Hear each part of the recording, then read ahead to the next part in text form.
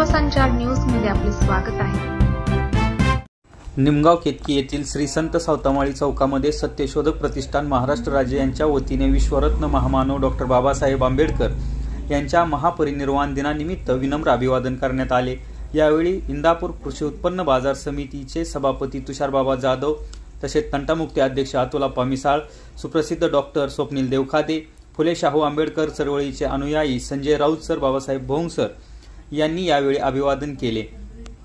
कार्यक्रमाचे आयोजन सत्यशोधक प्रतिष्ठान महाराष्ट्र राज्य दत्तासाहेब मिसाळ अध्यक्ष, प्रदेश सचिव प्रवीण डोंगरे यांनी केले होते। यावेळी उपस्थित बहुजन समाज पार्टीचे माजी प्रदेश सचिव अजित ठोकळे, जय भीम मित्र मंडळाचे मार्गदर्शक पैलवान रणधीर मिसाळ, कांतीलाल भोंग, केतकेश्वर विद्यालयाचे प्राचार्य एम.बी. भोंग सर, शिक्षक के.डी. भोंग, ॲडव्होकेट सचिन राऊत, माणिक भोंग, गणेश शेळके, वस्ताद सचिन बनकर, सुनील सुर्वे, प्रवीण बारोकर, पांडुरंग हेगडे, लालासाहेब शेंडे, अर्जुन मल्लिक हिंगाणे, पैलवान संतोष मिसाळ, सामाजिक कार्यकर्ते संदीप भोंग, सागर ढगे, बाप्पू हेगडे, हनुमंत मिसाळ, योगेश कांबळे, सुमित मिसाळ, अनिकेत मिसाळ, पप्पू मिसाळ, निखिल मिसाळ, तात्यासाहेब जगताप, ॲडव्होकेट रोहित लोणकर, बाळासाहेब उमरे व इतर ग्रामस्थ मोठ्या संख्येने उपस्थित होते।